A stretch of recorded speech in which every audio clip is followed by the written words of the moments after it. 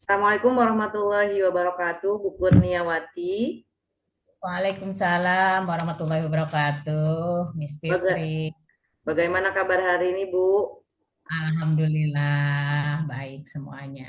Alhamdulillah, Ibu izin, Ibu adalah Kepala Sekolah SPS Pelangi dari Karangtengah, Kecamatan Pagedangan ya, Bu ya? Betul, betul Bu. Betul. Nah, di sini saya mau mewawancari Ibu sebagai Kepala Sekolah. Ibu berkenan ya, Bu? Insya Allah.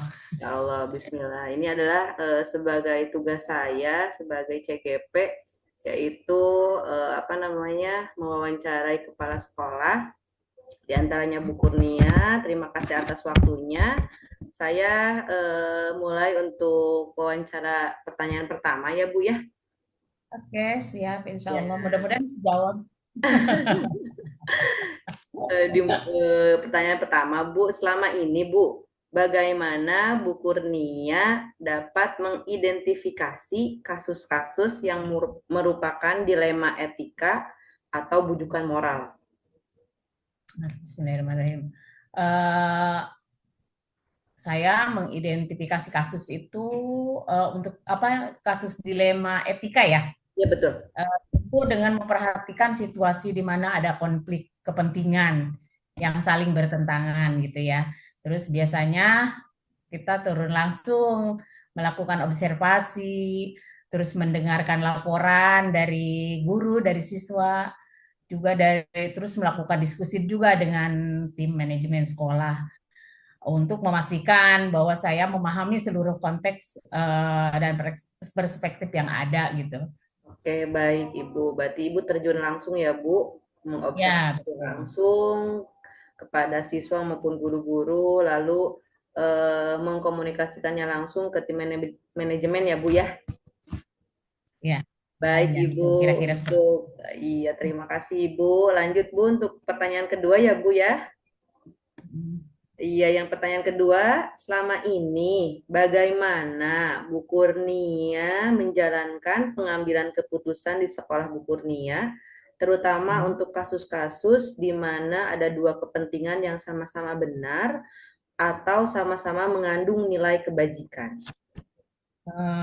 Tentu saya menggunakan pendekatan kolaboratif dengan melibatkan semua pihak terkait di dalam diskusi tersebut.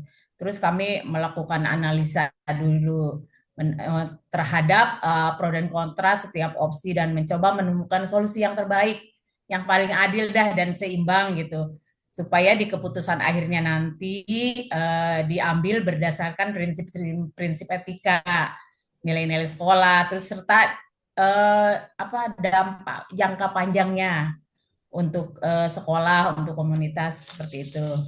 Oh baik, berarti Ibu mengambil kebijakan yaitu untuk jangka panjang sekolah ya Bu ya. Betul, betul. Wah, baik. Untuk pertanyaan ketiga Bu, langkah-langkah atau prosedur seperti apa yang biasanya Bu Kurnia lakukan selama ini, Bu? Langkah-langkah ya. Ya betul. Tentu langkah pertamanya adalah mengumpulkan semua informasi yang berhubungan dengan itu. Kemudian saya melakukan analisa situasi juga, terus mengidentifikasi kira-kira ada solusinya seperti apa gitu. Terus mengevaluasi kembali konsekuensi dari setiap pilihan tersebut. Setelah itu baru mengadakan pertemuan juga dengan tim manajemen sekolah dan pihak-pihak terkait yang apa untuk mendiskusikan kira-kira opsi apa gitu yang ada gitu. Jadi setiap keputusan yang dibuat itu secara kolektif dan tentu saja transparan ya dengan mempertimbangkan masukan dari semua pihak gitu. Oke, Jadi tidak Bu. hanya sepihak gitu. Siap, Ibu. Berarti Ibu itu mengidentifikasi, mengevaluasi, lalu Betul. ya mendiskusikannya. Terus keputusannya itu untuk mempertimbangkan ya, Bu ya. Betul. Gimana masukan-masukan dan opsi-opsi yang ada. Jadi keputusannya itu transparan ya Bu ya. Begitu Betul, ya Bu betul. ya. Baik. Lanjut Bu untuk pertanyaan keempat. Hmm. Hal-hal apa saja yang selama ini Bu Kurnia anggap efektif dalam mengambil keputusan pada kasus-kasus dilema etika? Hmm, hal apa saja ya? Tentu saja dengan pendekatan bersama, pendekatan kolaboratif dan partisipatif sangat efektif dalam pengambilan setiap keputusan. Jadi selain itu memiliki panduan nilai dan prinsip etika yang jelas membantu dalam memberikan kerangka kerja untuk analisa dan evaluasi. Terus diskusi terbuka, jujur dengan semua pihak terkait nanti sangat membantu dalam mencapai setiap keputusan yang adil dan seimbang. Kira-kira seperti itu, Bu. Masya Itu. Allah, keren sekali nih Bu Kurnia ini. Jadi apa namanya Bu Kurnia itu mengambil keputusan jadi untuk yang adil dan seimbang ya Bu ya. Betul. Karena harus memperhatikan juga kita kan tidak tidak mengambil keputusan hanya satu pihak gitu ya. Masya Allah keren Bu. Yang kelima Bu, eh, yang kelima ya Bu ya. Ya, ya. Hal-hal apa saja yang selama ini merupakan tantangan dalam pengambilan keputusan pada kasus-kasus dilema etika Bu? Hmm. Tantangannya Bu. Tantangannya ya.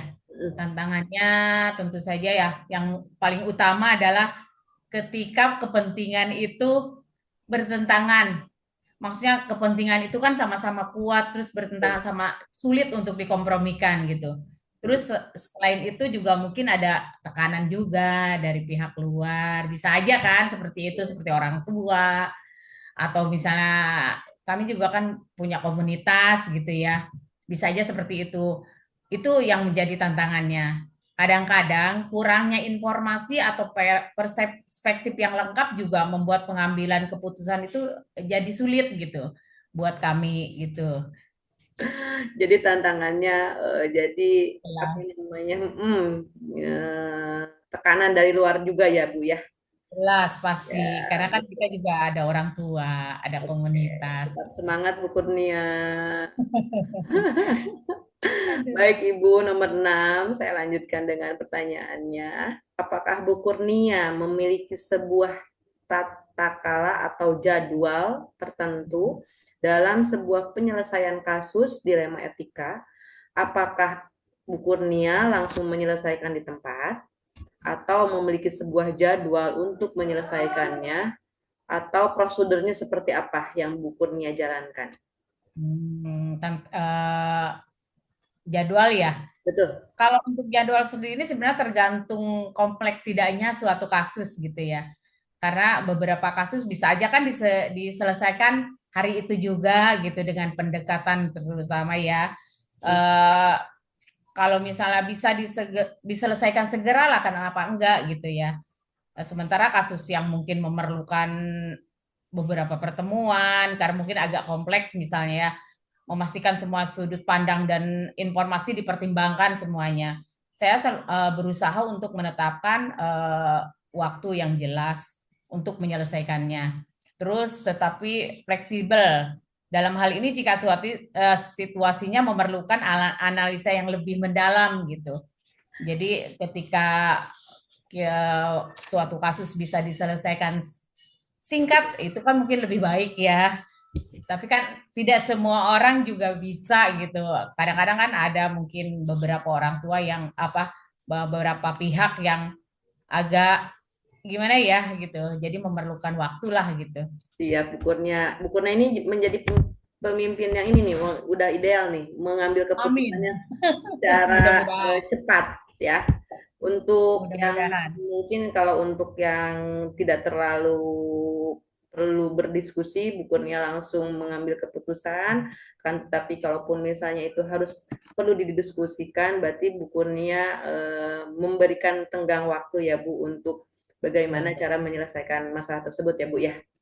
Ya, betul Sekali betul. Bu, karena memang setiap pemimpin itu harus cepat mengambil keputusan dan bertanggung jawab atas apa yang diambil keputusannya ya Bu ya. Baik, Ibu. Nomor 7, Ibu. Adakah Ya, seseorang atau faktor-faktor apa yang selama ini mempermudah atau membantu Bu Kurnia dalam mengambil keputusan dalam kasus-kasus dilema etika? iya. Jadi faktor yang mempermudah ya, membantu saya di dalam mengambil keputusan di setiap kasus ya. Itu biasanya tim manajemen sekolah itu. Terus guru-guru juga. Karena kan kita biasanya mereka tuh sangat membantu di dalam memberikan perspektif yang beragam di dalam pengambilan sebuah keputusan. Selain itu, panduan etika dan kode etik juga yang ditetapkan sekolah juga itu sangat membantu. Terus adanya komunikasi yang baik tentu dan dukungan dari komunitas sekolah juga itu sangat penting. Dan itu yang mempermudah saya dari dalam setiap mengambil keputusan gitu. Baik, berarti tim manajemen ya, Bu. Tim manajemen, Betul. guru Ya. ya, Bu ya, dan Ya, komunitas karena ya. kita tidak bisa berdiri sendiri, Bu. Betul, betul, betul. Masya Allah, Bu Kurnia. Baik, Bu Kurnia. Ke Ya. pertanyaan terakhir nih, Bu Kurnia. Masih tetap Hmm. semangat ya, Bu Kurnia. Ya. Alhamdulillah terakhir ya. Iya, siap. Insya Allah terakhir pertanyaan ke nomor 8. Dari semua hal yang telah disampaikan Bu Kurnia, pembelajaran apa yang dapat Bu Kurnia petik dari dari pengalaman Bu Kurnia mengambil keputusan dilema etika? Bagaimana, Bu? Ya, pembelajaran paling penting ya, Hmm. tentu pembelajaran utamanya adalah penting kita mendengarkan dan memahami semua perspektif sebelum mengambil keputusan di setiap kasus. Selain itu, keterbukaan, komunikasi juga itu sangat penting untuk membangun kepercayaan dan mendukung setiap proses pengambilan keputusan. Saya juga belajar bahwa setiap keputusan yang terbaik adalah yang mempertimbangkan kesejahteraan di dalam jangka panjang. Jadi bukan hanya solusi di jangka pendek aja. Jadi jangka panjangnya juga harus dipikirkan tentu saja Insya gitu. Allah, itu ada 3 prinsip dalam pengambilan keputusan, Bu. Jangka panjang, jangka pendek. Wah, Masya Allah, keren sekali nih Bu Kurnia, Masya Allah. Jadi, pengalamannya yaitu mengambil keputusannya itu jadi mendengarkan, memahami ya Bu ya. Lalu transparansi, terus membangun kepercayaan, gitu ya Bu ya. Untuk jangka panjang, bukan untuk jangka pendek. Masya Allah, Bu. Terima kasih atas waktunya. Mudah-mudahan Bu Kurnia selalu diberikan kesehatan. Amin. Eh, Mudah-mudahan di sini juga sama ya diberikan kesehatan semangat Amin, terus. amin, amin ya Allah ya Rabbal Amin. Terima kasih Bu Kurnia atas waktunya. Saya mohon undur diri. Wassalamualaikum warahmatullahi wabarakatuh. Waalaikumsalam warahmatullahi wabarakatuh.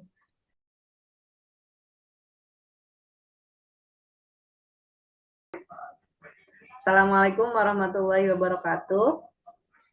Ya, Waalaikumsalam warahmatullahi wabarakatuh. Bagaimana Bu Fitri kabar hari ini? Alhamdulillah, baik. Masya Allah, terima kasih sudah bersedia untuk diwawancarai. Di sini saya akan mewawancarai Bu Fitria sebagai Kepala Sekolah KB PAUD Bina Insan Ma'arif ya Bu ya, yang di Tiga Raksa. Betul? Ya, betul. Nah, Ibu bersedia ya saya wawancarai. Di sini ada 8 pertanyaan, yakni Ya, pengambilan keputusan sebagai pemimpin atau sebagai kepala sekolah, bagaimana Ibu mengambil keputusan-keputusan berdasarkan dilema etika atau benar-benar keputusannya itu untuk kepentingan orang banyak atau kepentingan peserta didik, dalam artian katakan di sini kan kita berbicara tentang kepala sekolah ya Bu ya, yaitu apapun yang Bu Fitria ambil berarti itu untuk kepentingan peserta didik ya Bu Fitria ya. betul. Siap, siap untuk diwawancarai saya ya Bu Fitria ya. Ya, siap. Terima kasih loh udah bisa meluangkan waktu.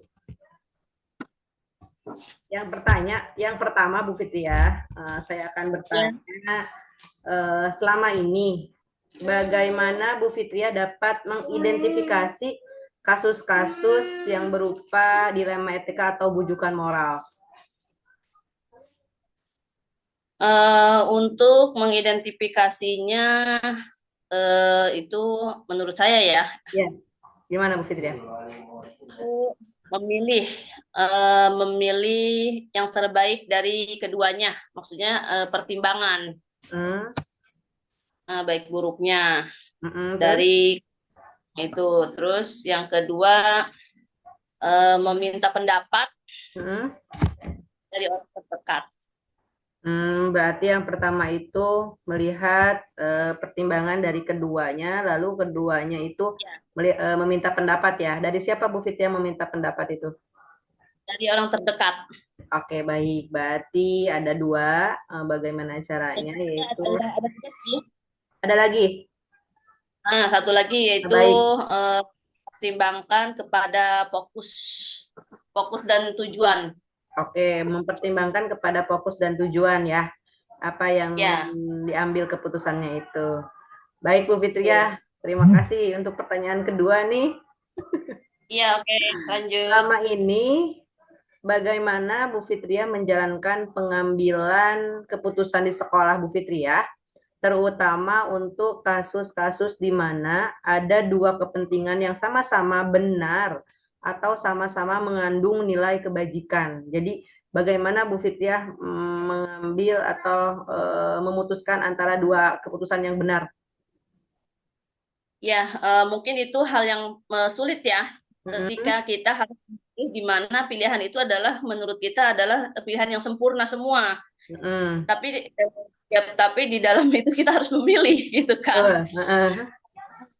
Kalau pendapat saya sendiri, saya lebih ke apa yang kita butuhkan. Jadi Mm. ketika ada suatu permasalahan yang harus kita pilih, di mana pilihan itu semuanya baik, pilihan mungkin yang paling akhir itu adalah eh, lebih menitik beratkan kepada kebutuhan yang kita butuhkan saat itu.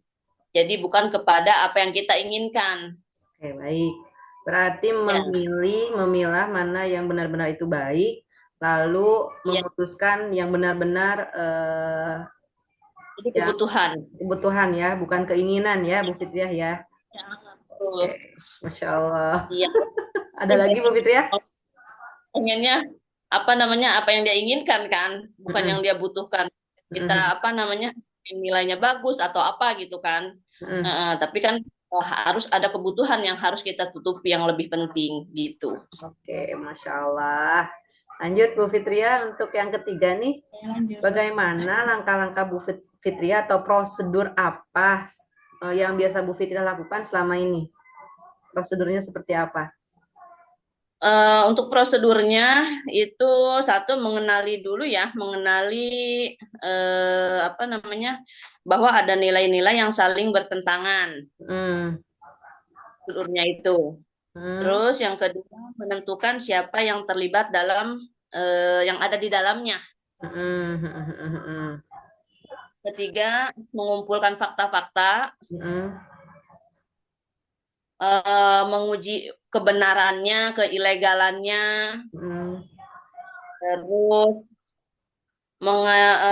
menguji perbandingan benar lawan benar, hmm, melakukan prinsip resolusi, hmm, investigasi, adanya investigasi, hmm. terus baru membuat keputusan refleksi, terakhir refleksi. Baik, berarti prosedurnya banyak sekali ya Bu Fitriah ya. Ya, Eh, banyak. iya. Karena benar kalau sedang memilih antara yang terbaik dan yang terbaik juga kan. Betul, betul. Jadi prosedurnya itu yang pertama tadi banyak sekali yang Bu Fitriah sampaikan. Masya Allah. Jadi terakhirnya itu merefleksikan ya dari hasil investigasi dan hasil mungkin wawancara pihak yang apa namanya bersangkutan ya, yang lainnya. Lalu yang terakhirnya itu refleksi. Baik, Bu Fitria. Yang keempat itu Bu Fitria, bagaimana tuh nih hal-hal apa saja selama ini yang Bu Fitria anggap efektif dalam pengambil keputusan pada kasus-kasus dilema etika? eh Mungkin yang efektif menurut saya ya, Hmm, itu mengidentifikasi dulu sih. mengidentifikasi, baik. Mengidentifikasi, terus yang kedua membuat daftar faktanya, terus yang ketiga itu adanya keterlibatan, mengidentifikasi pihak yang terkait, Hmm, terus apa saja nanti yang akan menjadi keputusan, yang menjadi pilihan. Mungkin oke. itu yang menurut saya langkah ataupun apa efektif dalam eh, Pengambil mengambil keputusan. keputusan. Oke, baik. Hmm. Berarti Bu Fitria yang pertama itu mengidentifikasi ya. Ya, Mengidentifikasi dulu, terus mana yang lebih efektif untuk yang mau diambil keputusannya itu ya, Bu Fitria ya. ya, ya betul. Iya. Terus yang kelima, Bu Fitria, hal-hal apa saja yang selama ini merupakan tantangan dalam pengambil keputusan pada kasus-kasus dilema etika? Mungkin yang menjadi tantangan itu satu Mm-mm. eh, kali ya, Gimana, Bu Fitria? baper. Oh, baper. Heeh, gimana tuh? Baperan gimana tuh, Bu Fitria? Terlalu ya mungkin terlalu Di dibawa ke bawah hati perasaan. kali ya. Dibawa ke perasaan. Jadi Heeh. ketika ada hal yang harus kita apa namanya putusan itu ya itu terlalu nggak enakan gitu kan. Terus Oh. ya Secara gitulah Bu pokoknya Fitria kepala sekolah gitu ya, tapi ah, mau ngambil keputusannya itu mikir gitu ya, baper gitu ya, takutnya yang diambil keputusannya itu yang takutnya gimana gimana gitu ya, Bu Fitria ya. ya, betul, betul banget. Jadi tantangannya itu bapernya gimana nih? Baper di Bu Fitriahnya apa baper di perasaan orang lainnya nih? Eh, Dua-duanya kayaknya. Oh, dua-duanya. Takutnya Iya saling betul. ada yang tersakiti apa gimana tuh? Iya, kadang mungkin cara penyampaiannya Hmm, penyampaiannya gitu kan salah gitu takut ya, Bu. iya, takut menyinggung atau apa gitu. Takut menyinggung Itu ya. satu Jadi baper, intinya yang mah kedua, dua-duanya. Gimana Bu Fitria? ya yang satu baper, yang kedua bingung. Baper, kedua bingung. Siap, Hmm, bingung. Ada lagi tantangannya? Udah itu aja sih. Oke, baper dan bingung ya, Bu. Ya mudah-mudahan setelah ini Bu Fitria bisa nggak baper dan nggak bingung lagi memilih dan Ya, memilah betul. mana keputusan yang seharusnya Bu Fitria ambil ya. Ya, ya, betul. Terus yang nomor 6 ya Bu Fitria ya.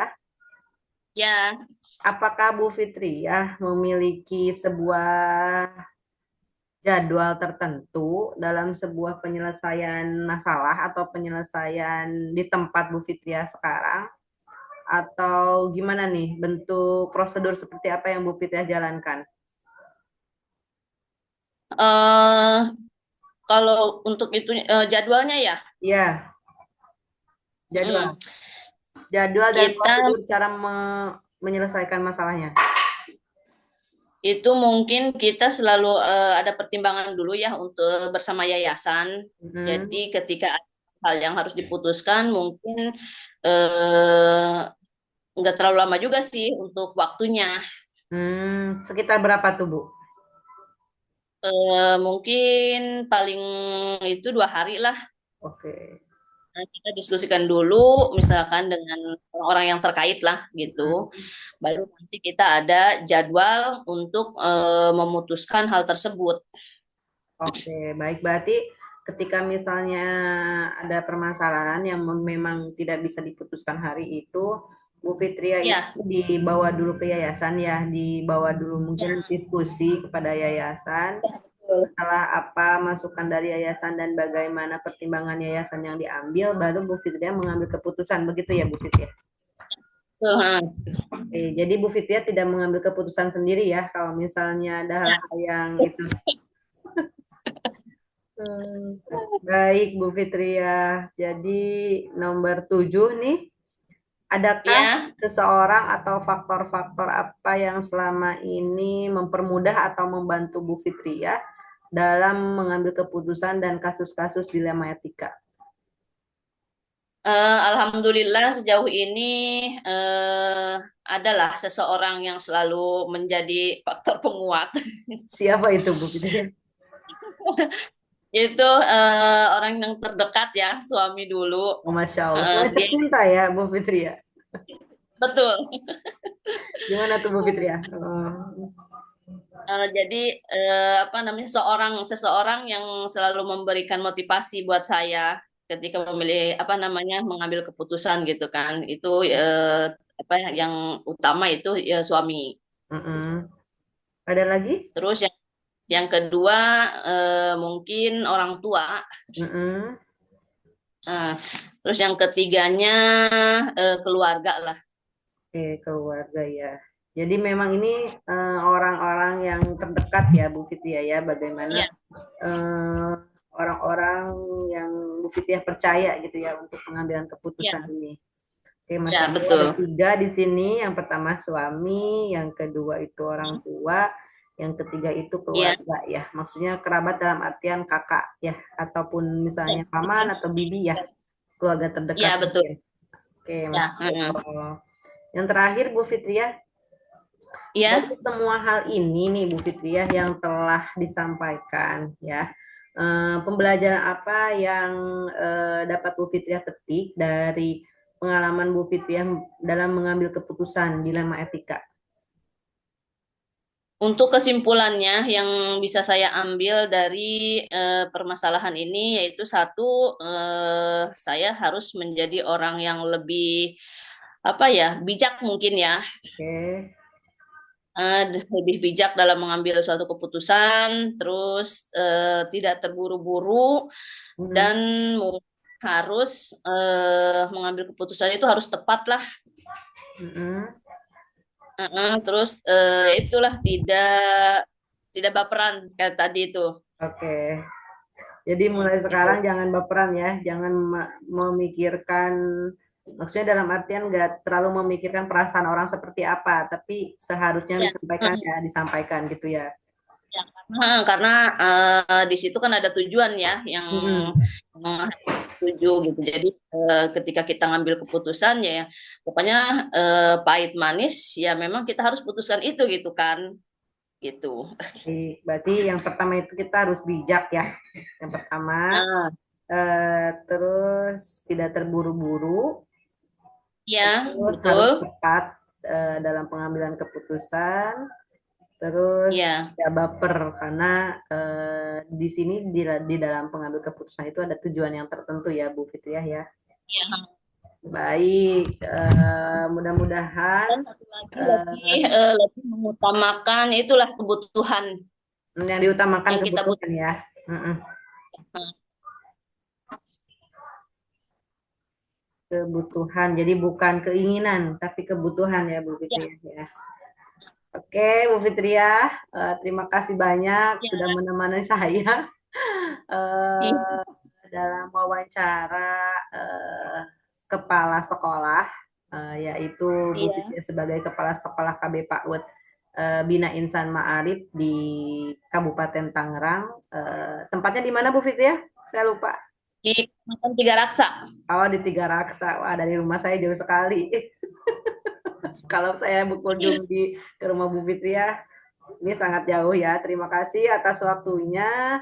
Mudah-mudahan Iya. kedepannya Bu Fitria semakin sukses, semakin berjaya, semakin apa namanya dalam pengambil keputusan itu semakin bijak, semakin Iya, pengambilan keputusan itu untuk kepentingan bersama, yaitu untuk peserta didik kita. Bagaimana iya, pengambilan keputusan ini memang yang diutamakan memang untuk peserta didik ya Bu Fitriah ya, karena memang sekarang Bu Fitriah posisinya sebagai kepala sekolah, apapun permasalahan di sekolah yang Bu Fitriah sekarang lagi hadapi peserta didik maupun guru-guru, yaitu untuk kebaikan peserta didik yang pertama. Yang terus kebijakan-kebijakan yang harus berkebijakan yang universal yang harus diambil, lalu kebijakannya itu yang diambil Bu Fitriah itu mau benar ataupun salah itu sama-sama, yang penting Bu Fitriah bisa mempertanggungjawabkan, seperti itu Bu Fitriah. Iya, Mudah-mudahan, betul. ya, mudah-mudahan kedepannya Bu Fitria semakin tidak baperan ya dalam mengambil keputusan. Karena yang saya garis bawahi adalah Bu Fitria ini mengambil keputusannya itu baperan, selalu memikirkan perasaan orang, mungkin itu ya. Padahal Bu Fitria kan di sini Iya, sebagai kepala sekolah dan yang mempunyai sekolah kan. ya, betul.